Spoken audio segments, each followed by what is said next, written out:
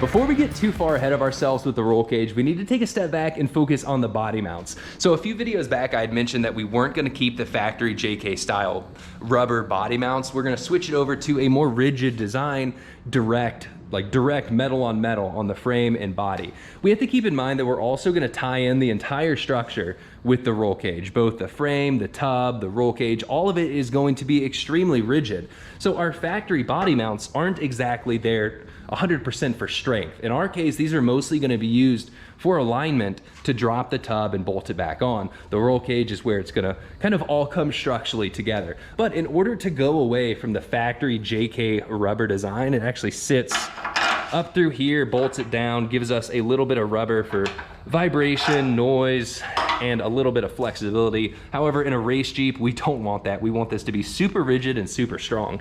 So the plan is just to fill this hole with a bolt in there so it lines up perfectly. Now we could take a ton of measurements. This is just the, all this is a washer from the factory bolts that ran through there. But this is pretty thick metal and I think it's gonna work pretty good.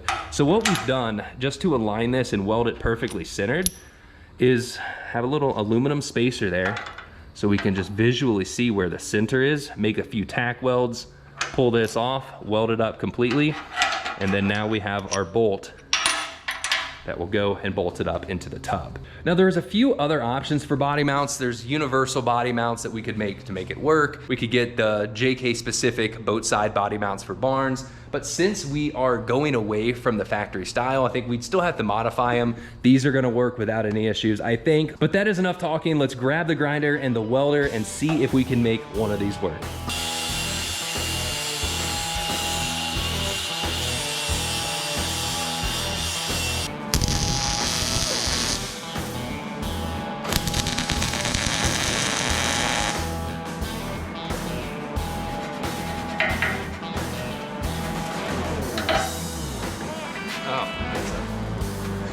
Little tip, make sure you grab the wire brush, not the nylon brush. It doesn't work too well on hot metal.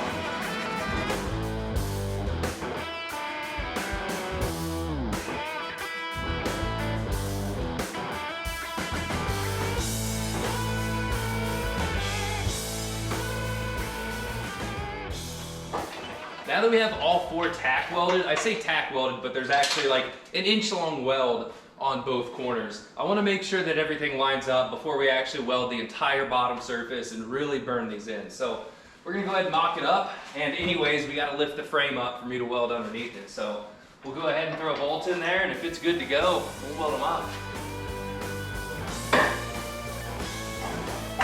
I was able to get all four body mounts in. They all went nice and straight, none were offset, none were cockeyed, which tells me that we are good to fully weld in the bottom of these plates. Now there's a few things we need to do before we call the body mounts done, and that's actually set the height of the spacer. So we had these aluminum spacers. They were from the YJ out there, just your typical body mount, probably like a body lift spacer. These are 3/4 of an inch. And they are gonna replace our factory ones, which are about an inch. So we're gonna drop the tub only about 1/4 of an inch, but with these, we can machine them down to drop it even lower. For example, like right now, our frame and tub are directly on each other. That's, you know, it would be ideal to have it like this. It might rattle a little bit, but the big thing is that we're dropping our center of gravity down. We're keeping everything nice and tight. But before we can commit to something like this, we have to have the engine and transmission in place to see how many firewall or floor modifications we're gonna have to do. So at this point, everything's lined up. We're good to go ahead and weld the bottom of the mounts. We are gonna have to come back and do something similar to these front mounts. Weld a plate up there, then stick a bolt through, and of course figure out that gap right there, but it shouldn't be too difficult. So I'm waiting on the LS motor mount plates to come in so we can start figuring that height stuff out. There was something I noticed that I rarely see people talk about in regards to aluminum LSs versus the truck iron block LSs. There's actually a different motor mount bolt pattern. So here is the typical LS, like 4-bolt motor mount plates. We're going with a steel plate that goes on there. We're gonna weld a bushing and then attach it to the frame, pretty much make our own motor mounts. But most of those kits only use these 4 bolt holes, which might be fine on an iron block, but since this is an aluminum block, I could see us pulling one of these threads out. That's why the aluminum blocks actually have a 5th mounting surface over here on the passenger side. And over here on the driver's side, we actually have 6 mounting spots. So I've been looking around for LS motor mount plates that retain that 6 and 5 bolt pattern, and I couldn't find any except for one company, Liquid Iron Industries. They're a Jeep shop up in New Jersey, and those should be here anytime soon. But I thought it was pretty unique that they were making that kit. The engine has it, why shouldn't the plates? But that is enough talking. We're gonna have to wait for those to come in before we can actually start mocking up the engine and trans. So at this point, the frame and tub are in pretty close relationship to each other, which means we should be able to lift this up, start getting some work done.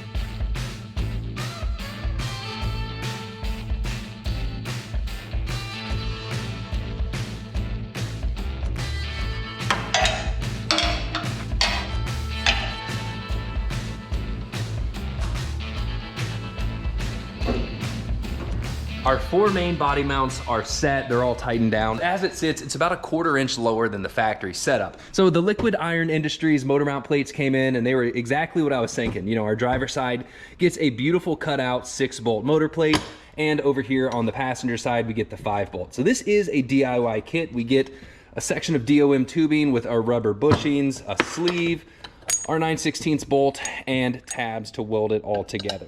So what we're gonna have to do is bolt these plates on there, position everything. We're gonna have to make some tube, notch it, so we can weld it onto here, and the tube is gonna weld onto another plate over here on the frame. But like I said, we really can't start any of this until we mock up the entire drivetrain to see how it fits in the engine bay and firewall and tunnel clearance. There's gonna be a lot to do. So in the meantime, we actually have to pull the Gladiator in here to throw a new gear set in it. The pinion blew up on the way down to South Padre Island, showed that in the last video. So we're actually gonna start fixing that today. The race Jeep is gonna move over into this bay so we can start mocking up all that stuff tomorrow. But in the meantime, I'm gonna be doing a re-gear job on the Gladiator, going with Revolution gear and axle, ring and pinion set this time, and hopefully we'll have a little bit better of luck. So we'll come back to this tomorrow. It is time to go ahead, fix the JT. So we got the Gladiator all finished up, new set of 513s in it, and it's good to go. We're currently working on the 500-mile break-in period, but as you can tell, we have all of the aluminum goodies here. The aluminum LS3, TH400, Reid aluminum case, and of course, the Atlas transfer case. This came in yesterday. Unfortunately, we were sent the wrong adapter plate that goes between the Atlas and the TH400. There's 2 different styles, or actually sizes, depending on your output shaft length. So we had the 2.75 ordered, and we got the 1 1/4. So that will be here in a few days. They're sending out the right one, but at least we can go ahead and get the engine and transmission bolted together so we can start working on some of the clearances and figuring out where this drivetrain combo is gonna go. You know, I was kind of hoping to have the Atlas up in there too, but next week it should come in. So in the meantime, let's go ahead and bolt these 2 up and get it inside of the frame rails.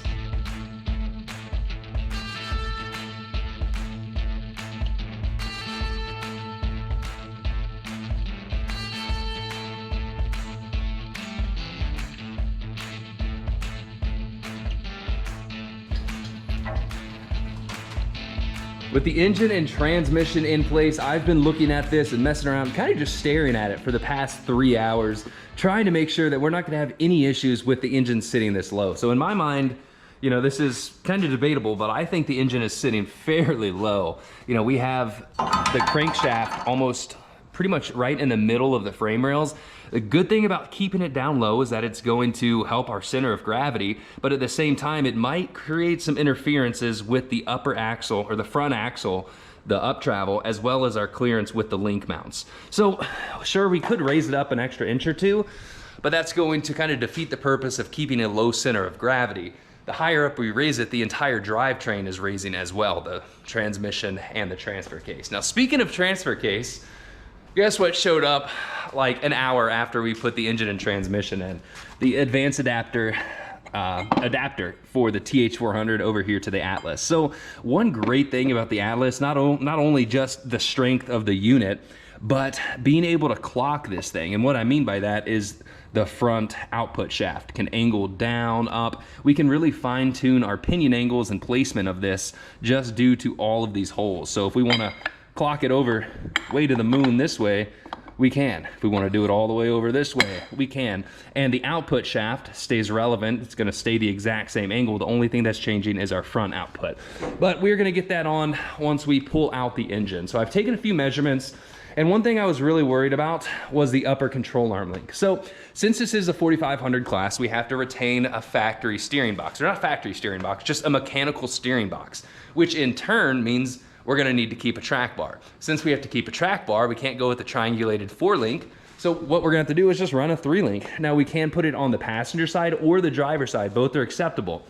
My reasoning or my thought process is we're gonna have a lower link on both sides. We're gonna have a drive shaft over here on the driver's side. Since we have nothing in the way on the passenger side, why not run the upper link there? Now, since we are sitting the engine kind of low, I had to worry about our upper link mount. So it's gonna attach way back there, and it's gonna run right through here.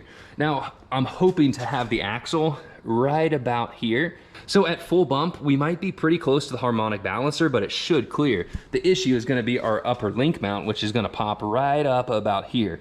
We have to make sure that we have plenty of clearance with our motor mount to the frame that doesn't limit our up travel. So until we get the axle in place, we're not really gonna know, but I think we can go ahead, tack weld some stuff up, and I've done some measurement with PVC pipe, and according to all my measurements, we should have anywhere from 8 to 10 inches of up travel available. I don't know if we're gonna be able to use all that, but at this point, we need to pull the engine back out before we start fabbing up our motor mounts, because we have some frame motor mount plates. I made this yesterday. I plasma cut it out, put some holes in there for some plug welds, and then smoothed up the edges. But this is going to go right here on the frame where I've marked in relation to the motor mounts.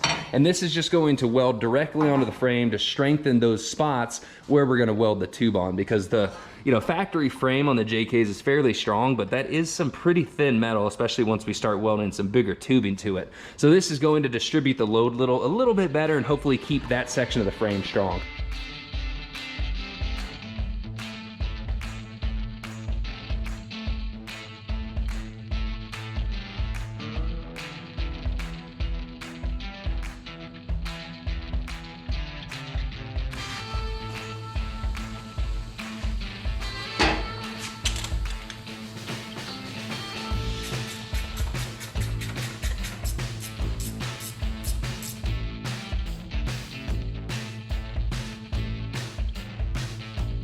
With the Atlas installed, our drivetrain is now mocked up, and we have a phenomenal amount of clearance underneath with this combo.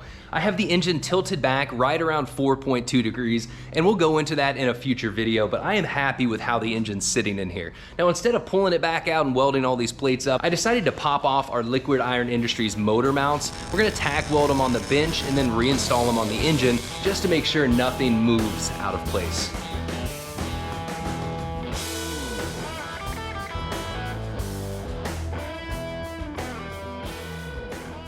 I want to share a quick tip when it comes to welding on brackets, tabs, really anything of that nature. Typically, you want to weld the tabs with your joint installed. So in our case, we have the bushing assembly installed, we tightened down the bolt, and then made our tack welds. Now, what can happen is if you're not smart with your tack welds and you just start welding all over the place, the metal can actually distort, and when it's time to remove the bolt, you'll notice that the bushing or heim joint is stuck in there and you can't get it out without bending the bracket over. What I like to do, I mean, in this case I didn't do it because I just tack welded pretty evenly around so the metal didn't move one way or the other. But what you can do is get a business card or some kind of thick paper, make a hole in it, put it inside of your bracket, and then install your joint assembly. Put the bolt back through, tighten it down, make your welds, and then when it's time to remove it, you pull this out, pull your joint out, and then with the piece of paper removed, you have that few thousandths that's going to allow you to easily remove and reinstall your joint. So we are done tack welding these, but when it comes time to fully weld them in, we're gonna make another one of these. Now, since we are talking about motor mounts, the Liquid Iron Industries gives us a broad selection of where we want to mount this, forward and aft, up and down. The main thing we're looking for, not only in relation to the engine, is to make sure that we can actually get our bolts out. So put some bolts and nuts in there to make sure you have access to those before you weld a plate directly on top of it. You can kind of center this joint between the brackets, but what I realized is that we wouldn't be able to get a socket in there if our tube was welded to this tube. We could get a wrench in there, but the way the engine's placed in there, having these centered on the 4-bolt square is perfectly fine. The extra bolts are just gonna add a little bit to the strength of this entire mounting surface.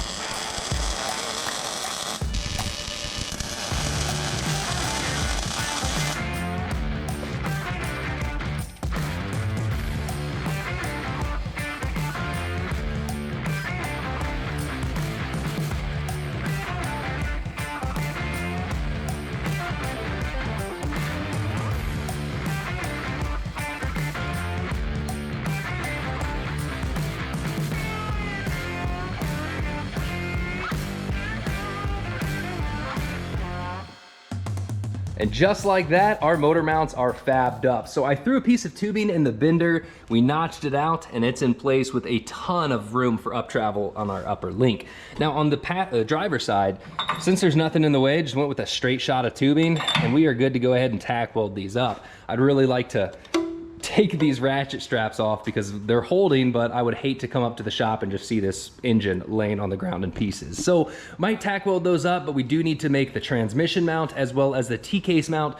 And before we burn all this in, verify that our up travel on the axle is good. And if we can sit the engine any lower, heck, why not? But we've done a ton of stuff in this video, guys, made some pretty good progress, still have a lot more to go, but luckily, a pretty big package from Barnes 4-wheel drive came in yesterday with a ton of fabrication parts, not only to use throughout the build, but also to start up our roll cage. So we also have quite a few other parts that I haven't showed you. Some PRP seats, which we'll take a look at in the next video, a new fuel cell. That other one isn't gonna work out so good. So this just came in today. I think that's gonna be about it for this video, guys. Like always, please give the video a thumbs up, subscribe to the channel, and I will see you guys next week.